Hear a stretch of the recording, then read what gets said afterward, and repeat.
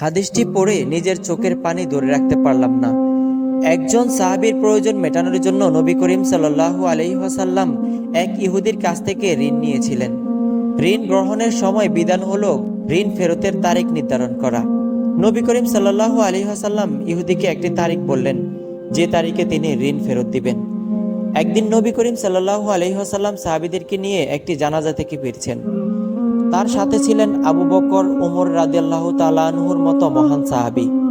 ঠিক সেই সময় ওই ইহুদি লোকটি নবী করিম সাল্লাল্লাহু আলাইহি ওয়াসাল্লামের কাছে এসে গলার চাদর ধরে রাগাতর স্বরে অভদ্র ভাষায় বলল, ও মুহাম্মদ, আমার কাছ থেকে যে ঋণ নিয়েছ সেই অর্থ কোথায়? আমি তো তোমার পরিবারকে চিনি, ঋণ নিলে তোমাদের আর কোনো খবর থাকে না। নবী করিম সাল্লাল্লাহু আলাইহি ওয়াসাল্লাম ছিলেন মদিনার রাষ্ট্রের রাষ্ট্রপ্রধান। তার কথায় সাহাবীরা নিজেদের জীবন দিয়ে দিতে পারেন।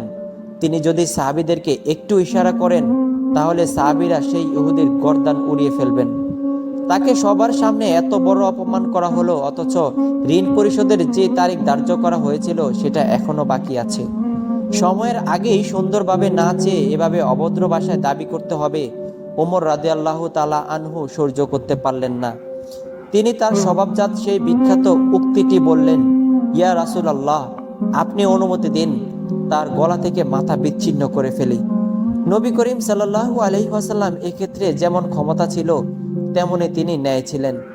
কারণ ঋণ পরিশোধের সময়ের পূর্বেই ইহুদি লোকটি তার চাদর ধরে অপমান করেছে। ইহুদির অমার্জিত আচরণকে তিনি শাস্তি দিতে পারেন। ইহুদিরা তাকে নবী বলে স্বীকৃতি না দিক, তারা তাকে রাষ্ট্রপ্রধান হিসেবে স্বীকৃতি দেয়। মদিনা সনদের আলোকে নবী করিম সাল্লাল্লাহু আলাইহি ওয়াসাল্লাম ইহুদিকে আইনের আওতায় এনে শাস্তি দেবার অধিকার রাখেন। কিন্তু তিনি উল্টো ওমর ইবনুল খাত্তাব রাদিয়াল্লাহু তাআলা আনহুকে বললেন, ওমর, তোমার কাছ থেকে তো উত্তম ব্যবহার আশা করা যায়। তুমি এভাবে না বলে বরং আমাকে বলতে পারতে, আপনি তার ঋণ পরিশোধ করুন, কিংবা তাকে বলতে পারতে, আপনি সুন্দরভাবে ঋণের কথা বলতে পারতেন। অসুন্দরের জবাব সুন্দর ধারা, অনুত্তমের জবাব কিভাবে উত্তম দ্বারা দিতে হয় সেটা নবী করিম সাল্লাল্লাহু আলাইহি ওয়াসাল্লাম ওমর রাদিয়াল্লাহু তাআলা আনহু সহ সাথে উপস্থিত সাহাবীদেরকে শেখালেন।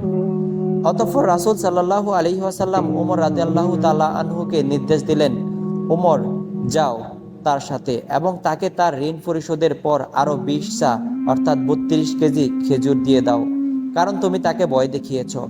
ওমর রাদিয়াল্লাহু তাআলা আনহু ইহুদিকে সাথে নিয়ে গেলেন, তাকে তার প্রাপ্য ঋণ প্রদান করলেন এবং সাথে আরো 32 কেজির মতো খেজুর দিলেন। ইহুদি তো অবাক হয়ে গেলেন। সে সময়ের আগে পাওনা টাকা দাবি করেছেন, তার উপর সবার সামনে নবী করিম সাল্লাল্লাহু আলাইহি ওয়াসাল্লামকে অপমান করেছেন। তবুও নবী করিম সাল্লাল্লাহু আলাইহি ওয়াসাল্লাম তাকে পাওনা দিয়ে দিলেন, সাথে দিচ্ছেন আরো 32 কেজি খেজুর। সে জিজ্ঞেস করলো, অতিরিক্ত এগুলো কেন? ওমর রাদিয়াল্লাহু তাআলা আনহু বললেন, কারণ আমি তোমাকে হুমকি দিয়েছি। সেটার কাপ্পারা হিসেবেই নবী করিম সাল্লাল্লাহু আলাইহি ওয়াসাল্লাম এগুলো দিতে বলেছেন। এটা শুনে ইহুদি বলল, ওমর, তুমি কি জানো আমি কে? ওমর রাদিয়াল্লাহু তাআলা আনহু বললেন, না, আমি জানি না তুমি কে। ইহুদি বলল, আমি যায়েদ ইবনে সুনাহ। তার নাম শুনে ওমর রাদিয়াল্লাহু তাআলা আনহুর চোখ চড়ক গাছ।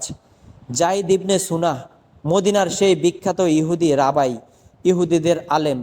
ওমর রাদিয়াল্লাহু তাআলা আনহুর তার নাম জানতেন, কিন্তু তিনি যে সেই ব্যক্তি সেটা তিনি জানতেন না। যায়েদ ইবনে সুনাহ বললেন, হ্যাঁ, আমি সেই ইহুদি রাবাই। আমাদের ধর্মগ্রন্থ অনুযায়ী মুহাম্মদ সাল্লাল্লাহু আলাইহি ওয়াসাল্লাম নবী হবার প্রমাণের যত ভবিষ্যৎবাণী পাওয়া যায় সবগুলোই আমি তার মধ্যে পেয়েছি। শুধু দুটো বিষয় পরীক্ষা করা বাকি ছিল। সেই দুটো ছিল, তাকে কেউ রাগালে তিনি সহনশীলতা দেখাবেন কিনা।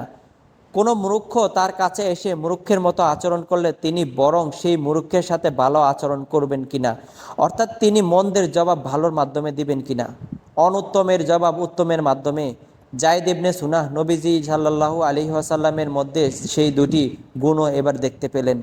নবী করিম সাল্লাল্লাহু আলাইহি ওয়াসাল্লামকে রাগানো সত্ত্বেও নবী করিম সাল্লাল্লাহু আলাইহি ওয়াসাল্লাম তার সাথে রাগ করেননি, উল্টো তার পাওনা অর্থের বেশি তাকে দিয়েছেন।